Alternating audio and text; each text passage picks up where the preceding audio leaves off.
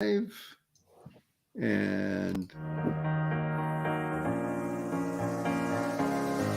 you are making the world a better place by listening to the Joy of Living podcast. This is your guide to achieving a more purposeful, powerful, and positive life.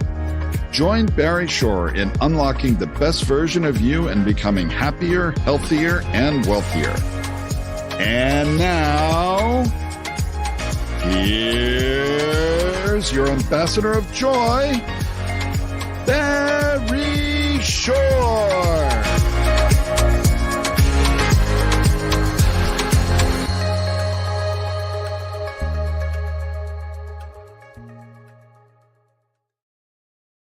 Good day, beautiful, bountiful, beloved, immortal beings, and good-looking people around the world, because we do have a worldwide audience. And remember, you're good looking because you're always looking for and finding the good. And the proof is that you tuned in to the marriage webinar with the most interesting beings on the planet, Dr. Diane Medved, wonderful Morris Sweeney, Ambassador of Happiness, and hopefully joining us soon, Laurie McDermott, and your humble host, Barry Shore, discussing the most interesting and, in my humble opinion, most important aspect of living fully and living well. And that is having a marriage, a good, strong, positive, foundational marriage that enables people to literally build for generations to come. And it's especially important now. I'm going to give it actually a date. Today's the 23rd of February, and we're in the year 2022. So yesterday, the whole internet was alive with this thing called 2222222, as if Desmond was still alive. But the point was that the people like that kind of stuff. So that we circulate, fun things and tickling each other, which is great, by the way. The essence of marriage is that you have that same kind of tingle, and yet you have a place to always call a safe haven. Now, haven, by the way, is the same word as heaven. I think everybody knows that. If you don't, I'm telling you. So yes, that's what a haven is. A haven is a safe port, a place where you can really become and be your authentic self. And authenticity is spoken about so often today. It's bandied about. I want to be authentic. Now, sometimes people use that to say, well, I've had enough of marriage. I'm leaving because I want to be authentic, my true self. Dr. Diane Medved would say, I think you haven't read book number 4, 5, and 6 about the case against divorce or the cases against divorce. And Morris Sweeney would say, hello, you really want to be happy? Be authentic and do it with the beings that you entered into holy matrimony and love with. And Lori would echo the same thing when she comes on. And just a fun little story. Lori just texted me and said, I just invested $2,500 in a new computer and my battery is not working well, but I'll be there soon. And that's the genius of real life. It's funny. I'm going to make the introduction in the monologue here is that with all of the technological advances that we have, I find that the two most fun things are, number one, making sure that people recognize what time zone they're in when they're actually setting up things like this. Because I did a call with Namibia, somebody in Namibia yesterday. Now, most people that are listening to this saying, what is he talking about? Namibia? What is that? It's a very large country, geographically, physically large country on the southwest part of the continent of Africa. And the person that I was interviewing and working with, a very fascinating lady who was born in South Africa, emigrated to Perth, Australia, learned to speak English there because she was raised in South Africa speaking Afrikaans, which is a form of Dutch, and then married a man from Namibia, a black man from Namibia, and she's Caucasian. And now they're living in a mud hut village in the far northeastern corner of Namibia on a somewhat of a game preserve. And she's there to help villagers and also mud hut villagers in the whole area find a way out of the cycle of poverty. But it was just making sure we actually had the same time. When I said 9 o'clock, she meant this. But I find that even if you're talking to people in the same time zone, And you're in this, you have to move the clocks ahead in this world of technological advances. So with that as our introduction, it has nothing to do with what we're going to talk about today, but what we're going to talk about today is something fascinating. I sent to Diane and to Maura and to Lori a Gallup poll that I had heard about and then looked at and sent to everybody. And a number of people had asked me about it, and that's some of the questions are going to be based on. And the title is U.S. Satisfaction, meaning humans in the U.S., not the country called the U.S. U.S. satisfaction sinks to low levels that hasn't been seen in a long time. And a number of these particular, well, I won't go into all of them because they have to do with Democrats, Republicans, forget all that. The areas I want to mention, though, have to do with satisfaction in terms of religion, overall quality of life, moral and ethical climate, and something called the opportunity to get ahead. Because again, we're talking about the United States of America. Now we do have, thank God, listeners and followers from all over the world. And people all over the world still see the United States as a beacon, a place that at least still talks about opportunity and the ability to get ahead in whatever that means, not just in terms of accumulating money, but getting ahead and literally having a life that goes beyond oneself. And so what I'd like to do is our first question is to just pose to our wonderful panel, highly educated, fun, loving people. They're fun and loving people, fun-loving people too. One of the many questions that came in, and I'm going to preface it by saying that the following: apparently, the average satisfaction rate with 7 different areas that were polled, and this polling has been going on, by the way, I think since the year 2000 or 2001, that the average satisfaction rate with the 7 major aspects of the poll has gone from 41%, which I thought was low anyway, down to 11%. And to me, that's disheartening. Now, I won't say it's upsetting. I'm not going to use that term. I'd say disheartening.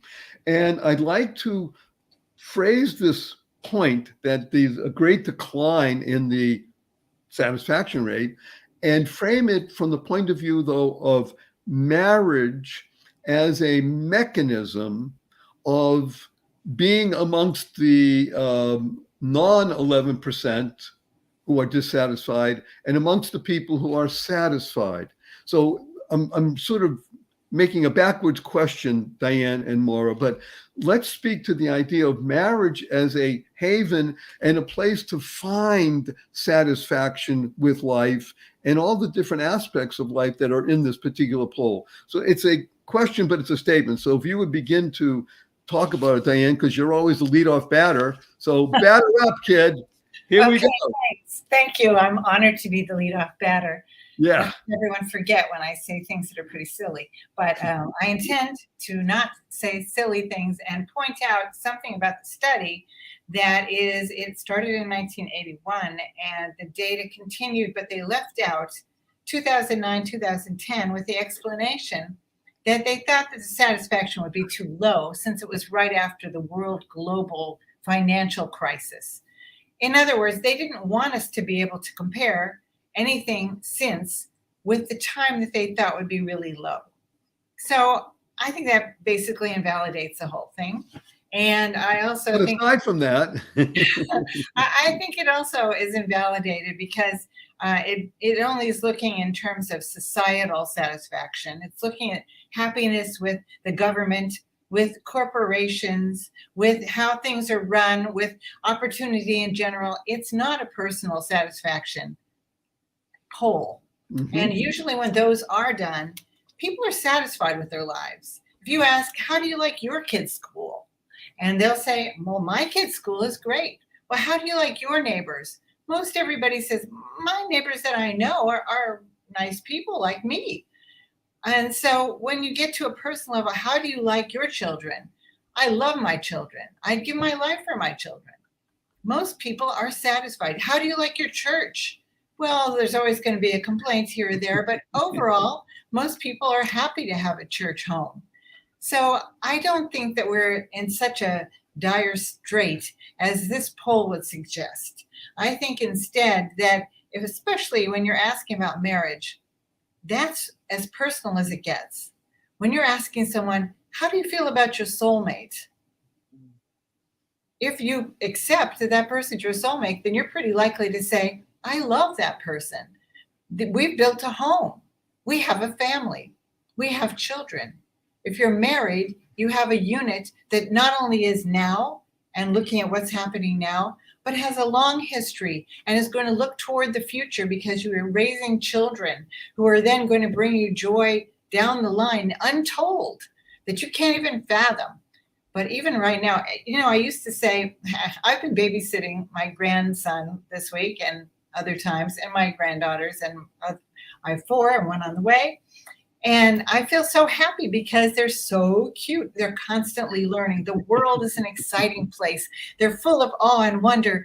Just when they can repeat a word, it's a joy and they laugh. Especially this week, my grandson, Michael, is learning the difference between pomelo and cantaloupe. Now he's 20 months old and he thinks it's hilarious that pomelo sounds like cantaloupe. And then he noticed they look like a ball. And he takes the cantaloupe and he throws it on the floor to see if it'll bounce. I'm going, yay! So what does that do? That brings me joy. Right. That brings me pleasure. And anyone with little kids or who's around kids knows that pleasure. And their lives are going to have satisfaction. And particularly in a marriage, when you can share those kind of things with a partner with whom you created that child. Marriage is the best place for joy. It's the best place to create a past and a future, a place to savor the past with people who share it with you, and to create a future with people who will share that with you as well. So if you're asking me about this particular poll that the Gallup organization asked people in a non-specific way and a non-useful way, I'd toss that aside and say, let's look at marriage as something personal. What can I do for this person I've pledged my life to? How can I make our home a wonderful place? How can I share the incident of the cantaloupe and the pomelo with my husband and have him laugh too, so we have that bond between us? This is the kind of thing that matters for people. And anybody watching this, maybe the United States is or isn't going up or down when it comes to opinions about government. The poll happened to have been taken just in the weeks right after it was January 2021, right after the riots in Washington, D.C. So I don't give that a lot of credit, and I don't really need that to improve my life. I can improve my life in the way I speak to my partner, the way I think about everything. I live in a beautiful place, and I don't take that for granted. Today, the sun is out. And Mount Rainier is visible. And it's just a wonderful thing. I can take that in and have joy. And therefore, my evaluation, how's my life? Fabulous. I'm grateful for what I have. If you focus on that, then you don't have to worry about the Gallup poll. So this is the reason that thousands of people continue to tune in and love listening to Diane, Amara, and maybe we'll have Lori, because Diane just did something wonderful. She used a position and showed you how to find, she's good looking, you see, she's looking for the good. Now, again, when you use marriage and define it as your soulmate, then already you're going into a wonderful place. In other words, do what she says. If you continue to experience the person that you're living with, whether it's 1 year, 10 years, 20, 30, 45, in my case, as your soulmate, and that's both S-O-U-L and S-O-L-E, then we want to make sure that you understand what she was talking about, is that's the focus. And by the way, it doesn't matter what a poll said, even if it was accurate, it's beside the point, because the marriage is the place where the good things happen. By the way, just as a small anecdote, even in politics, if you ask people, what do you think of your representative? They even know who it is, by the way. Well, my representative is fine, but all those others, because it gets personal. So when things get personal, you want to try and always find the best, be a good looking person. So yay, leadoff batter. Woo! That was fabulous. Okay, Ambassador of Happiness, Mara Sweeney, in the opposite corner of the ring, up from northwest to the southeast. Give us your feeling about either the Gallup poll or the irrelevance, or what it is about the our time now, that you can see that marriage is the place to be, no matter what these turbulent seas are seeming to exhibit. Well, I'm glad you sent us the marriage poll, or not the marriage, the Gallup poll, excuse me, on satisfaction.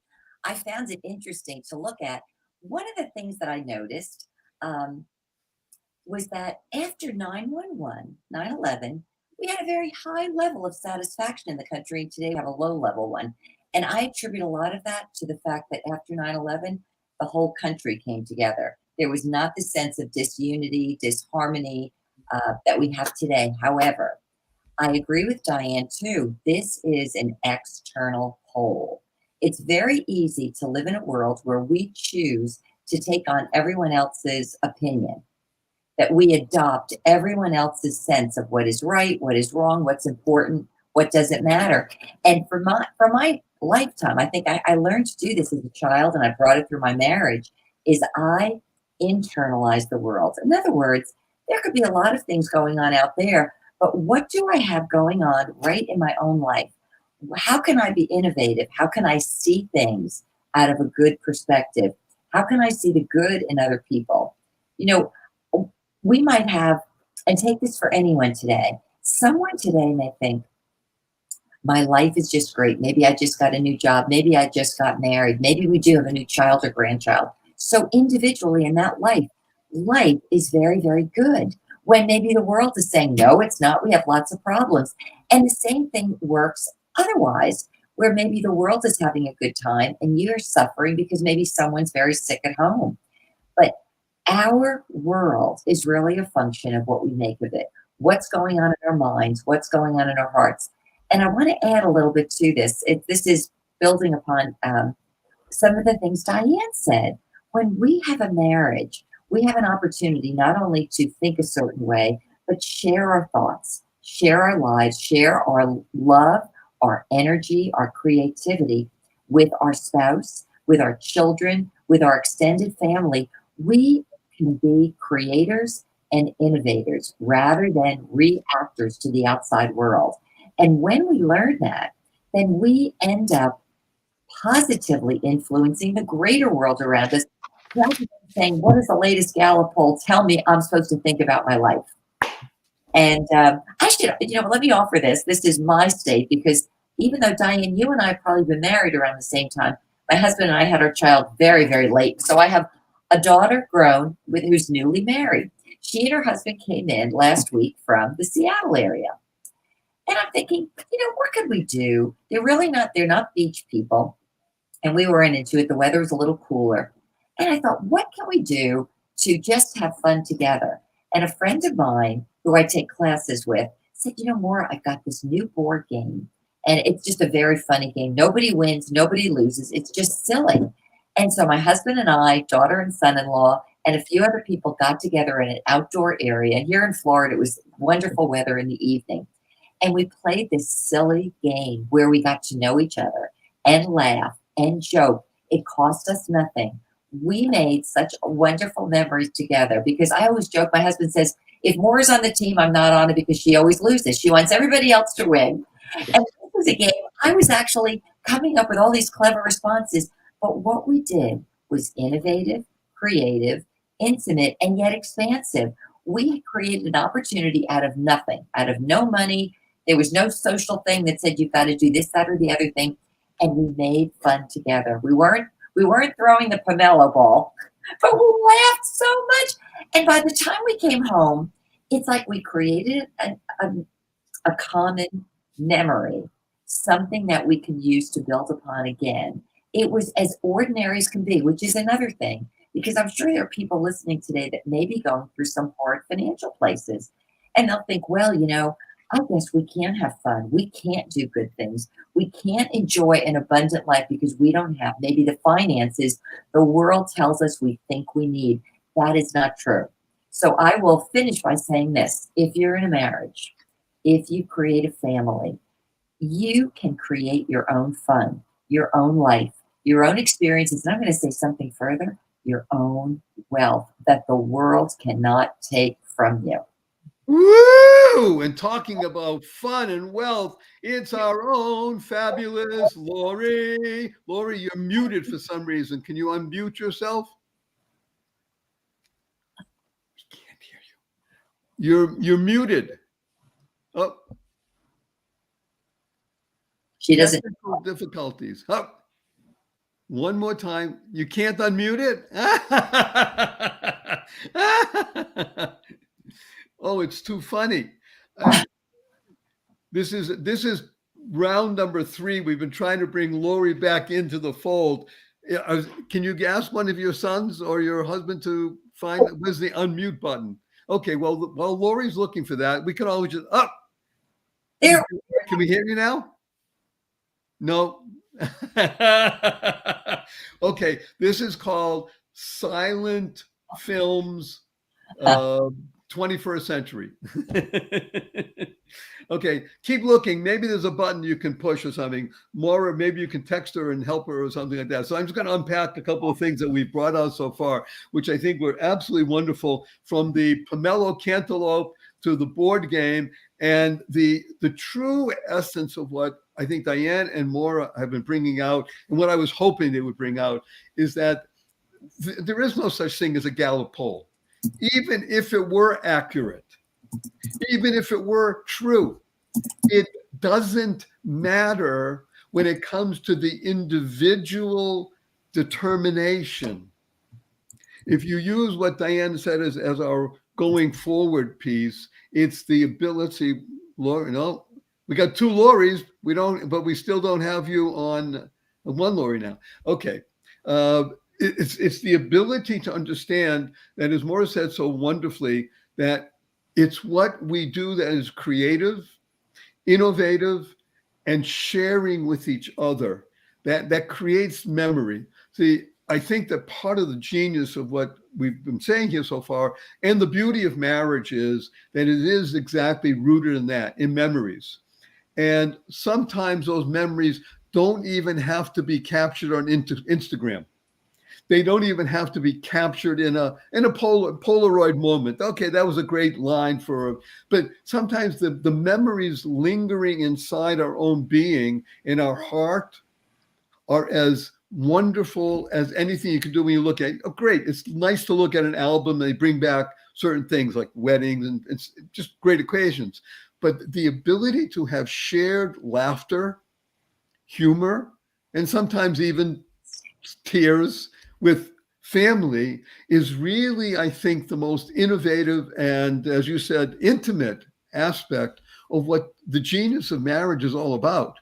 And that's why that, as I said, the Gallup poll, even if it were accurate, has no bearing.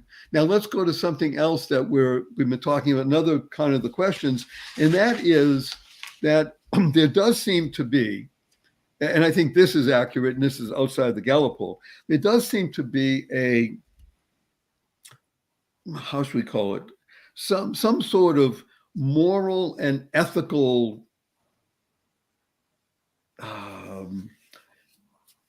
dampening of the climate. It's called, in the modern parlance, cancel culture. Now, it's an oxymoron, because it's not a culture. That is destructive, right? The ability to cancel someone with words, with actions, with pictures, and in any way to denigrate another being, just because that being or that group doesn't agree with you. Again, we're talking about in a civil society, leave aside the fringe elements of real destructive behavior. But to do that in a situation where human lives are really ruined, I think that is more than detrimental to the country and even to our great institution, which we are here to support, which is marriage. So what I'd like to do, Diane and Maura, because Lori is not be able to join us just yet. It's a running joke as at this point, because this is the third week or fourth that she's trying to get back on, and for some reason she can't. But I'd like, so I have 20 questions. That's a great game. It used to be 20 questions. We played it. That really revolve around cancel culture as in a marriage situation, when one of the partners is called out and for whatever reason and needs that stability of, like you called it, Diane, the soulmate, to make sure that that person still can maintain themselves when they may have lost their job, lose their standing in community. All kinds of things can happen because this is truly toxic in the world today. So if you be kind enough to speak to it, there's not one question that I have that could really have as a hook as a question, but if you could speak to this idea of what the toxicity of the cancel culture does and how marriage can be maybe the asbestos suit, as it were, to help push aside the flames. Well, that's an interesting term, asbestos suit. I'm going to bring in Lori to see if it works. Ready? Okay. 1, 2, 3, and now introducing on our stage worldwide is Lori McDermott, the wife expert. Is that you, Lori? Oh my God, you have no gosh, she's idea. Speaking. She can speak. Ah! I am not a techie savvy person. This has been awful. Please forgive me. Now I'm trying to turn up the volume. We're not forgiving you. You're Catholic. You need to do penance. You need to do penance. You're Catholic. You're going to do penance. We'll give you some broken glass to crawl on. But first, we're going to go back. So you're going to be up as your position as the pole position, the cleanup batter. So the idea on the table is that there is such a thing called cancel culture. Like I said, it's not a culture. It's a horrible, toxic situation. And I mentioned that in a marriage, let's say one of the partners has been called out, as it were. How can marriage become the asbestos suit for the flames that are all around the person that is being come? So Diane is going to lead off, then Maura, and then Lori. Well, as I started to say, welcome, Lori. I'm so glad you're with us. But after that, and including that, I think cancel culture is a lot of different things. One of them can be for a teenager being ghosted by your friends on media. And then for another one, it can be maybe a politician who says something horrible where they're deservedly refuted. And so it's a wide range of things. And I think you have to tease out when someone might have done something that is worthy of rebuke. I mean, it's part of Jewish tradition that it's a kindness to confront and help someone when they've made a mistake. And I think cancel culture, in a sense, might be telling someone something about their behavior, what they've said, or how they act, we need to make this a kinder, gentler world, to quote George Bush. And I think that by accepting the fact that whoever cancels is bad and whoever gets canceled is bad, I don't think we're helping each other. I think what we have to do is evaluate what is right, what is kind, what is good, what is behavior we want to encourage. Mm-hmm. And if your partner happens to be someone who's gotten canceled, maybe that evaluation can be done together in a gentle, loving way. And you can see, well, what happened here? And how is this fair or unfair? And is this something that we should just walk away from and cultivate a whole other group of friends? Or is it something that where you have to engage with these people again, and maybe you need to apologize? So I don't think cancel culture is one thing. And I don't think that each person can approach it the same way and just assume that there's no basis in every case. So I don't know. I think it's complex.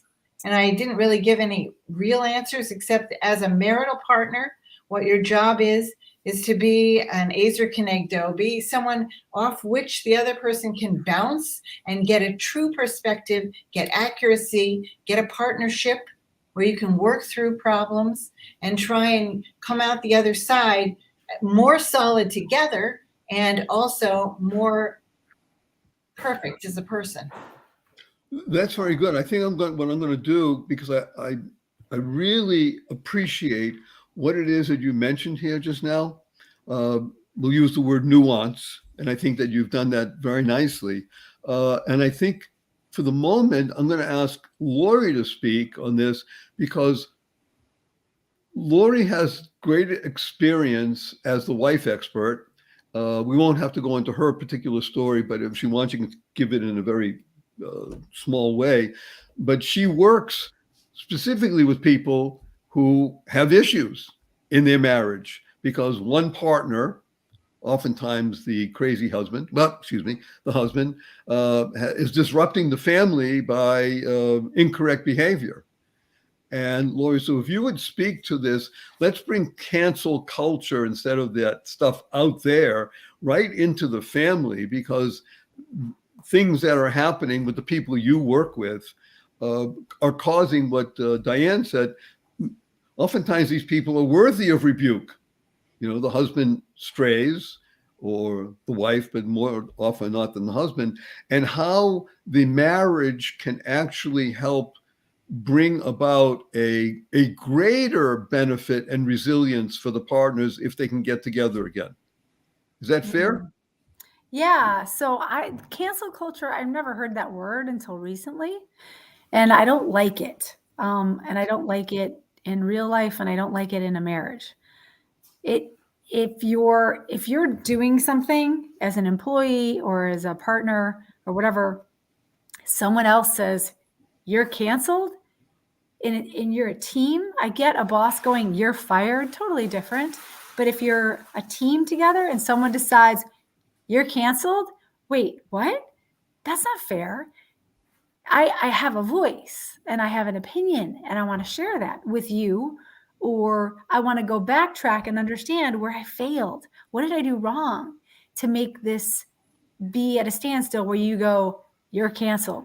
Because if you're dealing with two people, no one person has a right to cancel the other person and go, this is done, because it takes two people. But oftentimes someone feels that power and goes, you're canceled. You're divorced. We are doing this. And the other person's like, I help the person over here going, calm down and just get their canuchas together so that the other person can come back and they can talk about what worked, what didn't work, how we can move forward, what I failed at, what you failed at, because we're not perfect people. But where I get stuck is when other people cancel other people instead of having a dialogue. For example, that whole thing that went up in Canada, I don't know what you guys have talked about, but I'm a problem solver. We want to solve problems and work together. And so for the situation in Canada, I kind of watched that from afar, and I was puzzled, because you have all these people saying, we don't want this, we don't want this. And I'm not even sure what they didn't want, but all I know is nobody listened to them, and they just wanted to be heard. And maybe they did stuff wrong in the past, but how can we come together to move forward? But instead, people just go, no, you're canceled. No, we're not doing this. No, we're taking away your rights. We're taking away your money. We're taking away everything. And that happens in marriage sometimes too. When someone bails on the other person, they take all the money with them. I had a wife the other day, her husband emptied her bank account.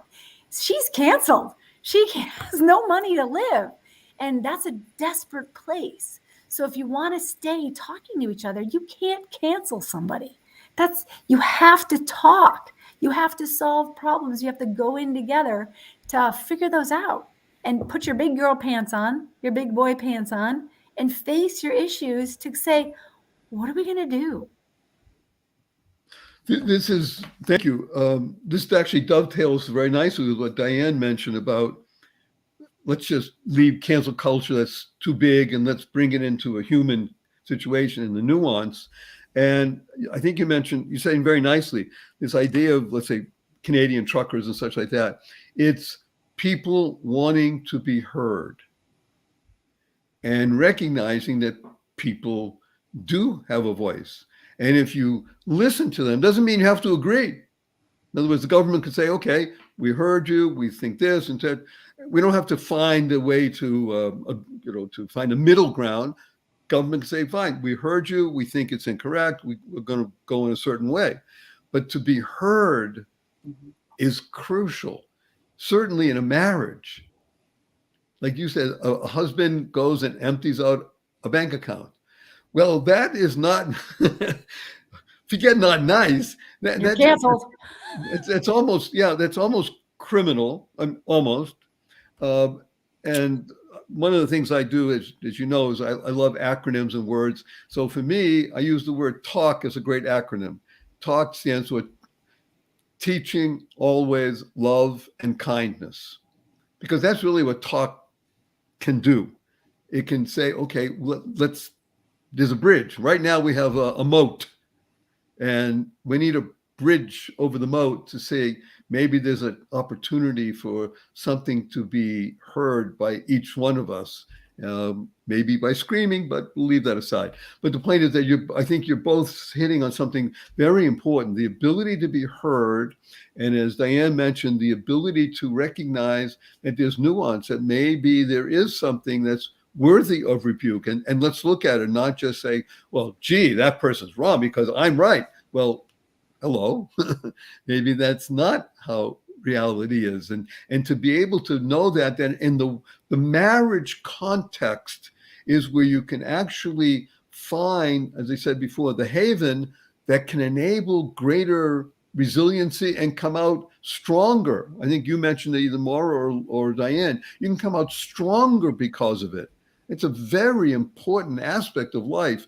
I know, Lori, for you, that when you are able to bring husband and wife back together again, that oftentimes it's a greater situation because they recognize, well, I don't want to make that mistake again. So wonderful ambassador of happiness. Let's go to you and talk about, as I said, cancel culture, whatever it means, and what we can do in the marriage context to make sure that there is an opportunity to, as I said, find haven and be the asbestos suit when the fires are raging all around. It's a huge question, Barry. And the first thought that came to mind, thinking cancel culture, this is something, when did everybody hear about this word? In the past 5 years, I'd say, right? Prior to that, it didn't exist. It's very big in the United States. I know it's operational in a few other countries. First, I'd like to ask a question to the group, and then I'm going to respond. If you had to come up with another term for the benefit of our global audience, another term for cancel culture, it's somebody who just stepped onto planet Earth now, how would you describe it, or what would you call it if you couldn't call it cancel culture? Hate. Shut up. That's right out of mine. Get out of my face. Okay. Now everybody understands cancel culture. That's right, because cancel culture, in a sense, has always existed at some level. It's just that it has been magnified and amplified to the point where everybody is either canceling or becoming a victim of this so-called cancel culture.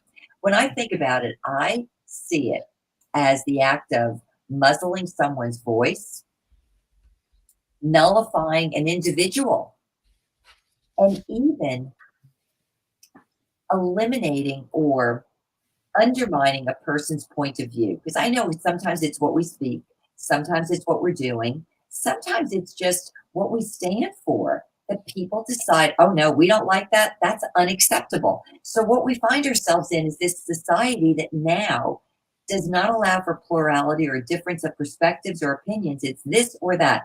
And if you are not lining up with what I want this to be, then you're out of here. So in the context of a family, individuals even within a family, the thoughts that came to mind are this.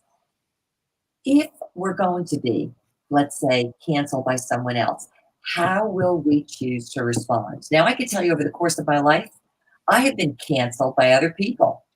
And I remember in every one of those cases, because I wasn't always walking the same path as others did, I wasn't always understood the way that others were going, let's say, on a very wide road. And I have been multiple times canceled by peers, etc. But these are the things I did. I would say individually, and I bring them also into the marriage. If we're walking in the integrity of our own heart, this is not assuming that we're looking to hurt or harm anyone. And we do get canceled. What we can do is choose not to be a victim, but continue to walk in a certain amount of integrity and honor, and not being, let's say, ugly for ugly's sake, not returning unto a sender what they gave to us. There's something else too. It's a modeling, it's a dignity. And this is the word that came to mind from my own lifetime: faith in the future.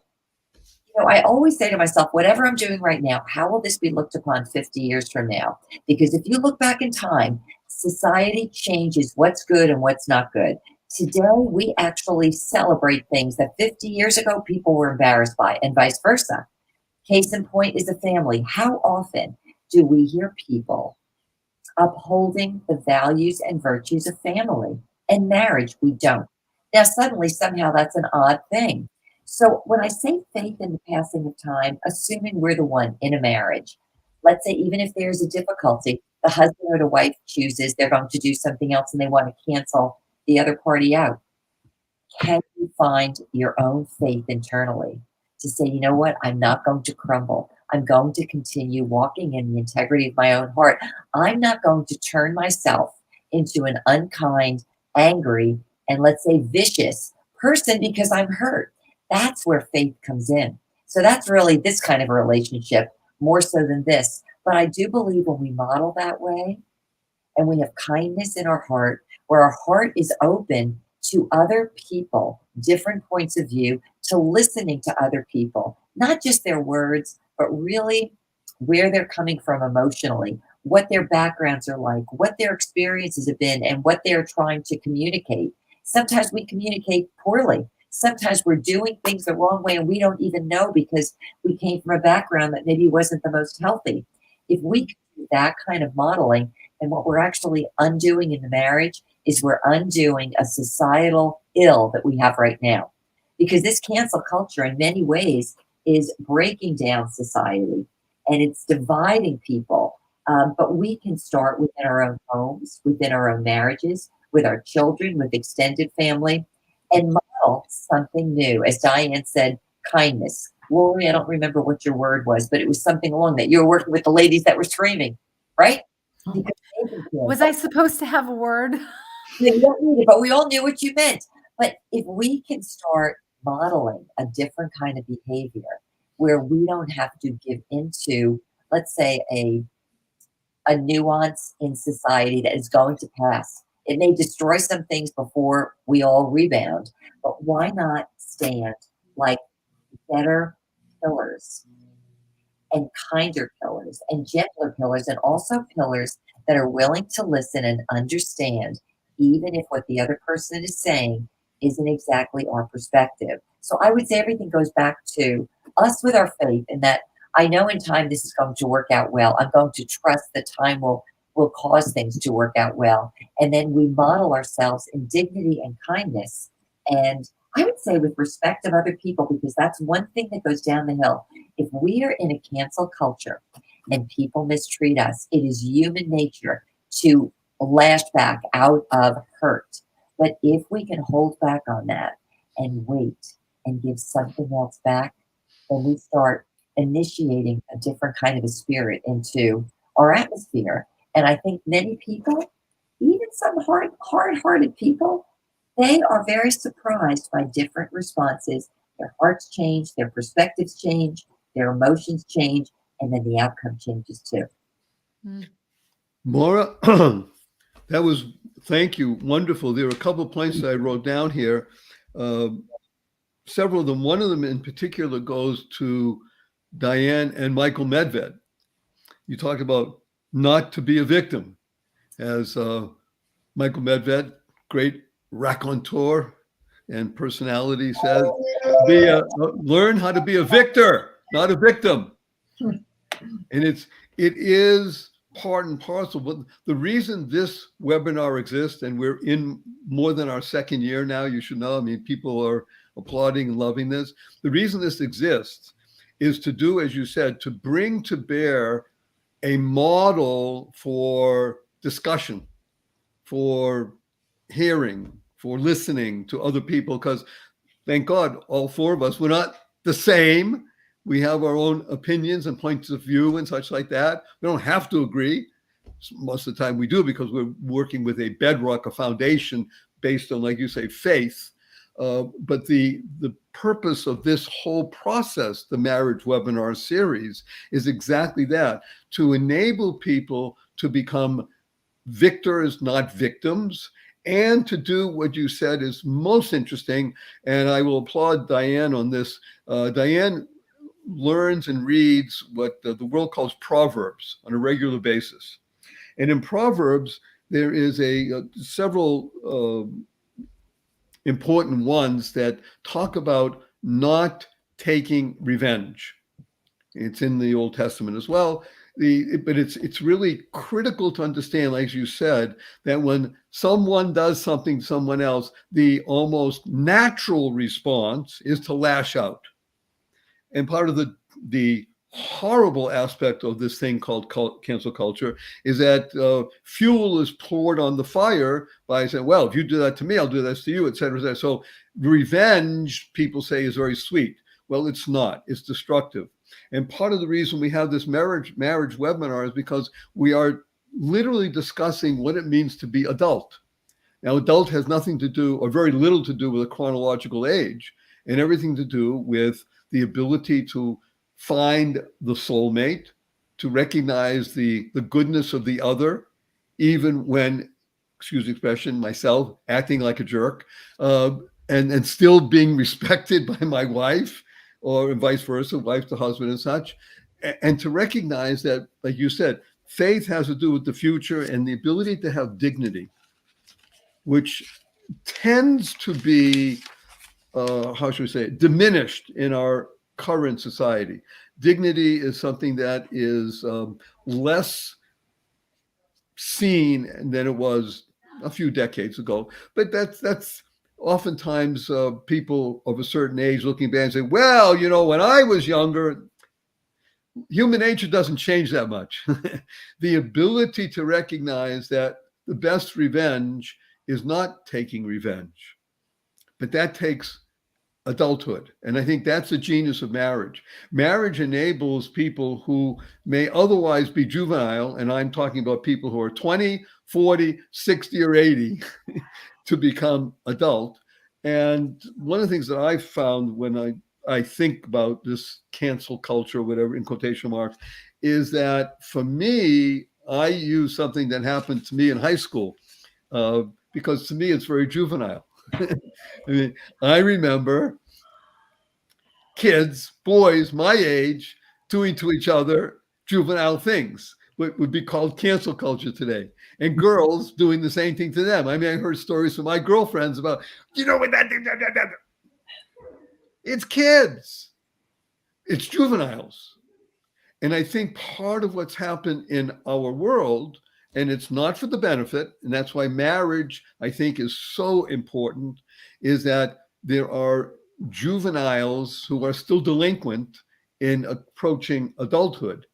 And again, it's not chronological. It's the ability, as you said, Mara, to model, as you said, Lori, to be able to listen, and as you said, Diane, so wonderfully, is to find the nuance, and maybe there is something worthy of rebuke, and to work with that, to be able to cultivate a feeling of trust in a family.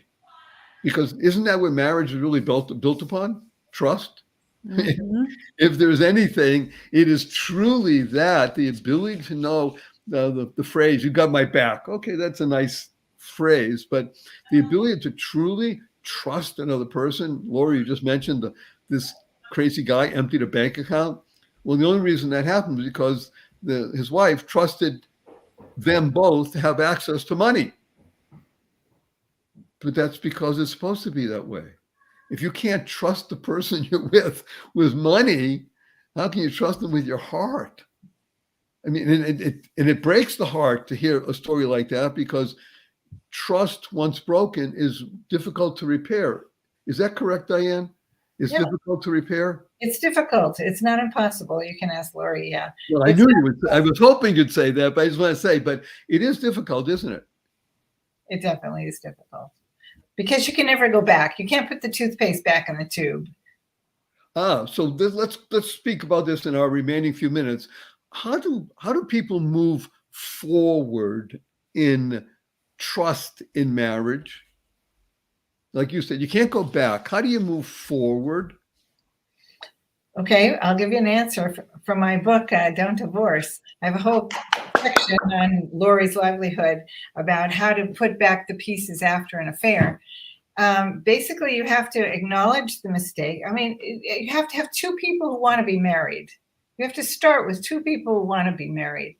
And if one of them is out the door, you're never going to fix it.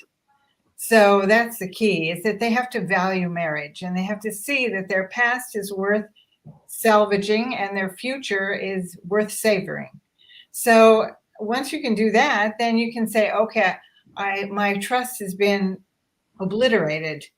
How can you build up trust? And what that means is that the one who is the offender, at least this is the way that I've worked in my practice, has to go above and beyond to prove trustworthiness. In other words, has to basically call the other person quite often, has to be where they're going to be responsibly, be punctual. They have to prove their responsibility.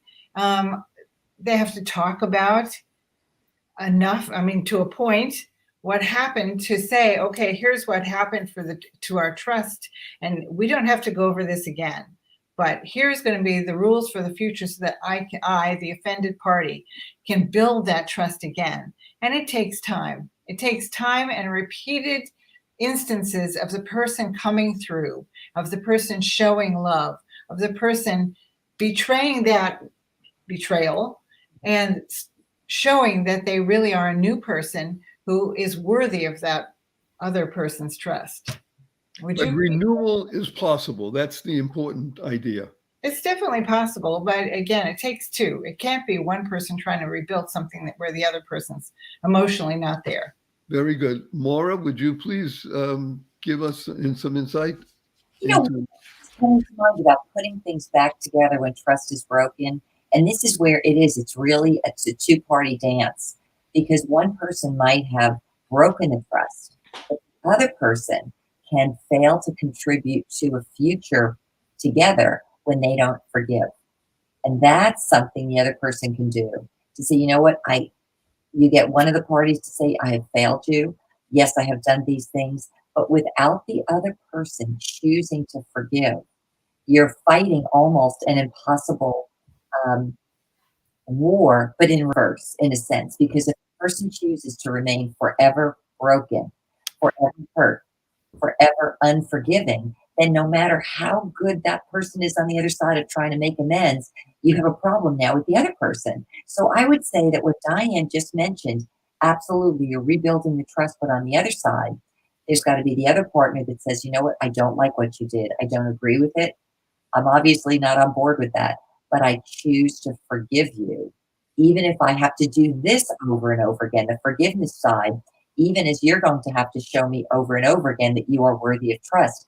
And then what happens with both parties, in a sense, is that you're both moving together incrementally in your own lane, so to speak, to rebuild something that was hurt or broken at the time previously. So we do need both, and we need continuous input of positivity and showing trust, and like you said, a forgiveness. And Lori, as the wife expert, because you witness these kinds of terrible situations on a regular basis, all day. What RX do you have for rebuilding trust? I mean, in your own life. So if we took your own situation. If we took two people who went, all it takes is one person to stay the course. Like if there's two people married and this person goes, you're great, but I'm going off with Joanne. And this person's like, and starts reacting. And right now, we can't trust this person who's gone. We only can trust ourselves. Because really, at the end of the day, the only person we really can control and trust 100% is ourselves. But we build back trust with the relationship because people are imperfect. So I start with people saying, okay, I want to be married. I'm going to behave like that. And I'm just going to keep doing, I'm going to give 100%. I think both parties should always give 100%. So when it comes to trust, though, if this person's over here, you can't trust that. To build trust back, we start trusting in the relationship. We start trusting that the little steps of, I'm going to show up to dinner tonight at 6:00. That starts to build trust, small stuff. Because if you go back to, well, what are we going to do about our relationship? Let's work on this. Men or women will go, oh, so hard. And then you got one going, but I'm ready. And the other one going, oh, I can't do it. It's just too much. So you have to take baby steps. And so I encourage people to trust the relationship and start trusting there, because from there you can start to build. You build outwards. And then, because then that way it can happen right away. Otherwise, it could take forever. And when you have kids in the house, you have to find a way to get back together, to keep everything calm, because children are watching. And if they see these patterns, they're going to repeat them later. And we want everything calm and bring love back. Because once you bring love back and that trust starts to build, oh, you said you're going to be here at 6:00. Look, you showed up at 6:00. Oh my gosh, you're trustworthy. And it starts to come like that. So that's how I deal with it. So incremental steps, forgiveness, knowing that you can rebuild if both parties want that to happen. And on that note of parties, by the way, this is the United States of America. We have a two-party political system. And let's hope that the two parties can actually find a way to forgive each other and have incremental steps forward and recognize that we are all victors and not victims, to quote that great sage, Michael Medved. And again, it's hard to believe time goes by so fast. It's a pleasure to have all four of us together again. And people around the world are just enjoying this. And I say with great love, humility, and trust that each one of us is enjoying this and will continue. And God willing, we'll do it again next month. And thank you. Wonderful Diane, fabulous Maura, lovely Lori, and your humble host, Barry Shore. Make it a great one, everybody. Best wishes. Bye now. Bye. Thank you for listening to this episode of the Joy of Living podcast. Now that's another step towards your healthier, happier, and wealthier life. Never hesitate to do good in the world, no matter what the situation. Join us for another upbeat discussion next time at barryshore.com. And be sure to leave a rating and subscribe to the show to get more conversations like this. And remember to share it with your family and friends too. See you on the next episode.